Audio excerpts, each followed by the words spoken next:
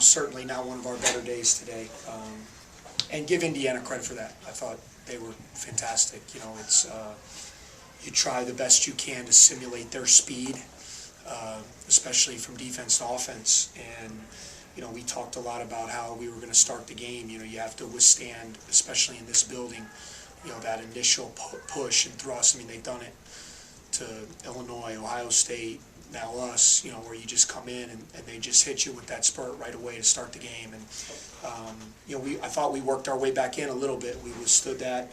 And then, they just put a lot of pressure on you, man. Their drive and kick game is really tough to stop. They have a lot of guys who can put pressure on you with their driving ability, and everyone can shoot. I mean, they have 32 made threes in the last 2 games. It's incredible shooting. You can tell it's something they work at. They shoot with confidence. They play with great pace, and we could never make it a game. I thought the end of the first half was critical. I think it was at 11 there. It was like 33-22 or something, and we talked about at the end, the last 4 minutes, trying to get it to single digits, and they pushed it to 19 or 17. And I thought that was a real critical couple minutes, and we could never make a push. We're struggling to put it in the basket, and I don't really, every which way. We're missing layups, we're missing open threes, we're missing free throws, and we gotta get in the gym and we gotta work that out. I mean, that's certainly I can do a better job of trying to help with that on the floor and coaching these guys up and building confidence. But at the end of the day, we gotta put it in the basket, and especially against a team like them. And when you get your open looks, you gotta make them. How big of a factor did you think Robert Johnson's defense on McIntosh was? I thought he was good. I thought he did a great job. They were rotating guys. Yogi was on him some. Johnson took it on initially. They did that last year in the Big Ten tournament. He's a very good on-ball defender, and I think they were trying to get into his legs. And then, Brian characteristically missed some shots he normally makes. So I think it was a combination.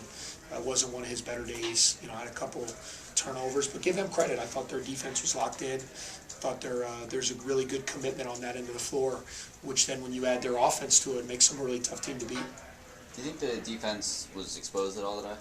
Well, they're doing this to everybody. So they when a team has 5 guys that just spread you with shooters and you can't control the dribble, but they've done that to everybody. I mean, they're 7-0, so there hasn't been a team to slow them down yet. So yeah, our defense was exposed, and so has the 6 other defenses that have played them. So you think it's more them and not so much worrying for you guys moving forward? Yeah, I thought it was them. I mean, they scored 105 in their last game, so I think we did a good job. We held them to 89.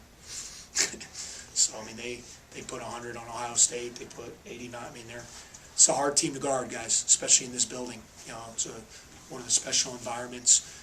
They got 5 guys that can put it on the floor. And if you can't control the dribble, you're constantly in rotation. And if they shoot it like that, it's going to expose any defense. And ours just happened to be the next one in line. With the way they move the ball so much, I mean, you guys got beat on the boards pretty bad. Were you good this year? How tough was it just scrambling around? No, we were in scramble mode. It's the dribble penetration. It's not just Yogi. I mean, he's great at it, but they have a lot of guys driving the ball. I mean, Troy Williams is driving it. Johnson's driving it. Hartman's a really good, underrated. Hartman's an underrated player. I thought he was terrific today. He puts it on the floor. He gets in there. He makes plays. He makes shots. When you have 4 or 5 guys doing that, and you're constantly in rotation, then you're always scrambling and chasing, and that's what they do to you. And to me, obviously you have to get back, but then you have to do a good job of controlling the ball. And we weren't able to do that. They were getting by us, and then our rotations, and then they were getting the threes, which then led to them crashing the glass. There's in the middle of this stretch with Maryland and here and Michigan State and Iowa. A game like Maryland where it's close, you have overtime, then you get blown out. I mean, how do you go into the next? I mean, it doesn't get any easier. Yeah, no, and that's the Big Ten for you. And I've said all along, though, at the end of the day, it's an 18 game. It's an 18-game journey. There's going to be ebbs and flows, and there's going to be a stretch maybe you lose 3 in a row. There's going to be a stretch maybe you hopefully win 4 out of 5. And it's a long journey of a season. Certainly, this is a tough stretch. We had a great opportunity the other night to get a win. We weren't able to pull it off, and we got beat handily today. I mean, it happens sometimes, especially against a really good team. I'm not happy with the way we played. I'm disappointed. We all could have been better, but I think a lot of it had to do with Indiana's play. When you scout Indiana, what kinds of things do you think are significantly better for them than early in the year? Well, I think they're really, I love the way their confidence is high, and I don't know, you couldn't really tell, but sometimes when you lose some games early in the year, you're not as confident. Like you can see when you walk out and they're warming up, they're really confident right now. They seem to have a great chemistry, and I can't speak for what it was like early in the year. I wasn't around them, but I love just the way they share the ball. They're very unselfish. They don't really care who's getting the shots. It's moving. Obviously, Brian is playing better. As a freshman, he's gotten better and better as the season's gone along, and their role players fill their roles great. Zeisloff and Max off the bench, they do a great job for him. They give him 20 points and 7 rebounds today off the bench. That's great. Two fifth-year seniors who play a great role, and I think Hartman's a really good player.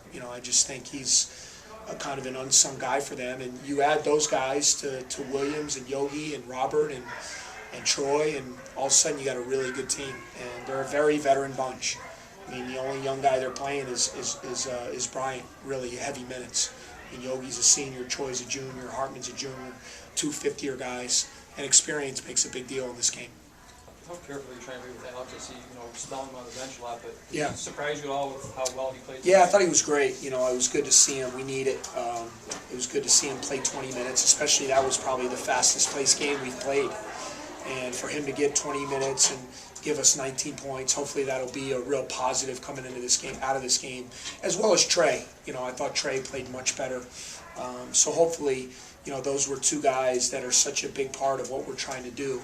I know Brian's going to bounce back. He's been great. He had a tough day today. It happens. And we weren't able to have other guys kind of step up and help him with that. He's going to bounce back and play well. So getting Alex back and getting him going, I think hopefully will help us as we head into these last 10 games. You had 3 players score in the first half for you. What did Indiana do to limit your role players? Well, they missed open shots.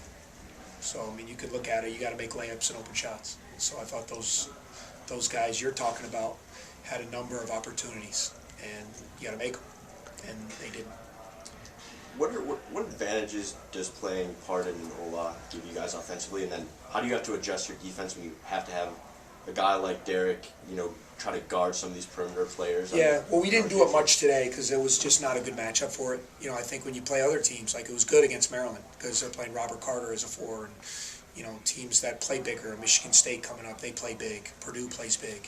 So I think a lot of times it's kind of what's going on the floor. I took a look at it for a couple minutes early, and the game was just too fast, and we were down, so it was hard to kind of impose our will with that lineup. But what it does is it kind of gives us a chance then to really go inside, and I think that's important because we haven't shot well, and so it gives you 2 options on the floor at the same time where you can get on the get it in the post, get it on if he does miss it, get on the glass, and we'll see it a lot more going forward. I just didn't think today the way they were playing and moving and cutting, it wasn't a good opportunity to play those 2 guys a lot together today. And then One more? It seemed like Trey might have hurt his shoulder on the last play of the first half. Yeah. He's kind of favoring it coming out of halftime. Yeah.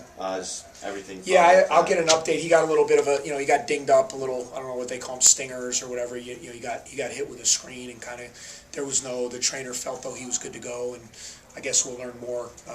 The positive thing is we don't play till Thursday. So now we get a few days to kind of gather ourselves and look in the mirror and try to find a group of guys on Thursday against a good Michigan State team that'll be ready to come out and give them a good fight. All right, thanks, guys.